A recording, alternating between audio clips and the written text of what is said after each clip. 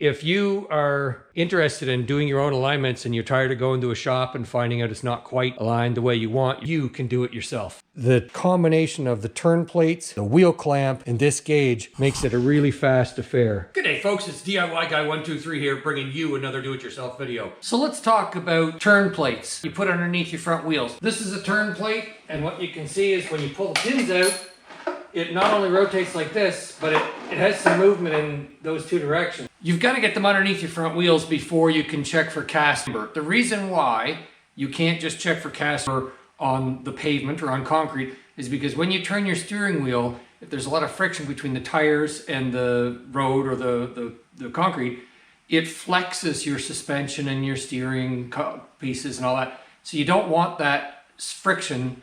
Therefore, you won't have the flex, and then you'll get a true representation of your castor and your camber. There are two ways to get these plates underneath your tires.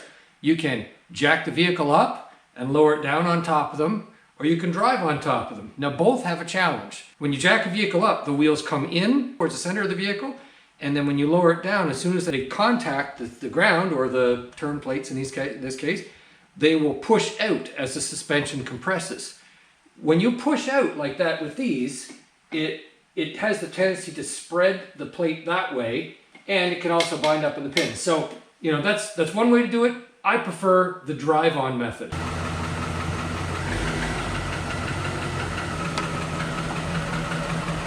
You see this side? Perfectly lined up at the center of that turn plate, and we're aligned center this way as well. So, the next thing you do is remove these pins. And using this method of driving up on ramps, see how easy those pins were to remove? It's not quite as easy if you lower the vehicle down, but it still works. You'll notice that the marker for 0 is lined up with the arrow, and same on this side.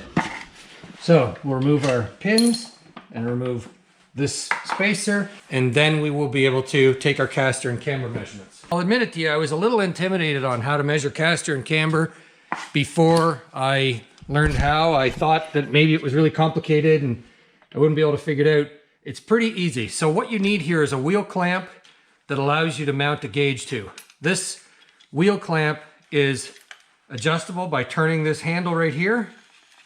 And you can see this part and this part spread apart, and it shrinks like this. Now, there are these adjustable or configurable grips. And you notice there's a hook on that end and the same on this end. And you need to pick the one that's appropriate for your vehicle. That one doesn't fit my rim very well, but this one does. The way you install them, there are O-rings on the side. You just push them in, and it's just a friction fit. Once they're there, they're there. Nothing is pushing them out anyway. Your rim circumference is going to be rounded, so you wouldn't use it at that angle. You would orient it so that it's going to nicely contact your rim as even as possible. So you're going to do that for all 4 of them, and then hang the top 2 on your rim. So the top 2 are hung there. I'm not letting go because if I let go it would fall, but the top 2 are hung on there. And now I'm going to turn this.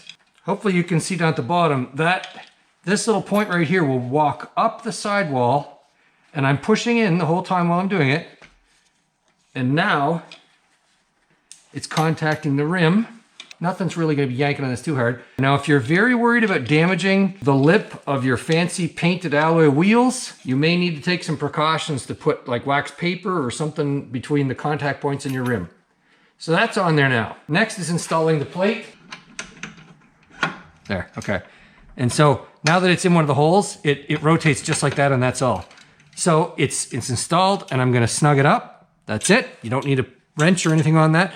And now the plate is installed. You can have a basic camber gauge like this, and before you use it, you put it on a vertical surface with a level, and then you calibrate the gauge to be 0 by adjusting this screw. I just happen to have a very long level. You don't need one this long, but basically I leaned it up against the wall, checked to make sure the wall was perfectly vertical, put this camber gauge up against the level, and then I calibrated it with this thumb screw so that it read 0. So this is now calibrated.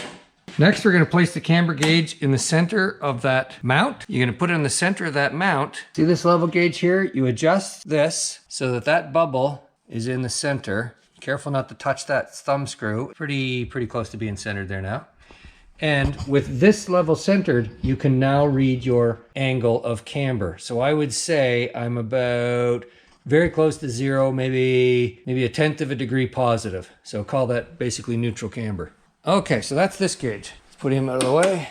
There's a much more elaborate gauge as well, and it measures camber and castor quite easily. Here's the protective plate, and that's there so that basically metal debris doesn't get in contact with these magnets. They're very powerful. It does take a bit of strength to remove that. It helps if you slide it off to the side and then lift it. There's a spring-loaded centering pin here. This spring-loaded pin goes in the very center of the dimple in that plate right there. So we're gonna carefully put that in the center, and now it's attached. So to measure the camber, you set it so that this level right here shows the bubble in the middle. So we've made this bubble in the middle, and this is the camber angle right here.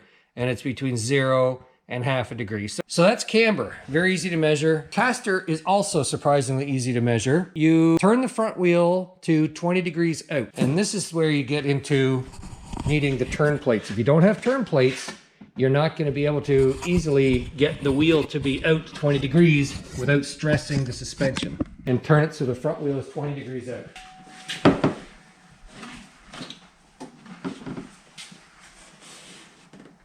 With the wheel 20 degrees out, you adjust the orientation of the gauge so that this bubble is level. Now, then you calibrate the castor gauge with the screw underneath so that the bubble is in the 0 mark. With the Kingpin Inclination gauge, you decide you're on left or right. I'm on the left side, the driver's side. So I calibrate the gauge so that the bubble is under the 0 for the left. Now we turn the wheels 20 degrees in.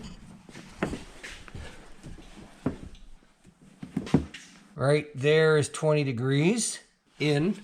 And now we can read the castor. The castor is about 2.2 degrees, and the Kingpin Inclination is about 5.5 degrees. Not a lot of vehicles specify Kingpin Inclination, but some do, and now you have the ability to get it. So that's how easy it is to measure castor and camber. There's no mystery behind it. It's very, very straightforward.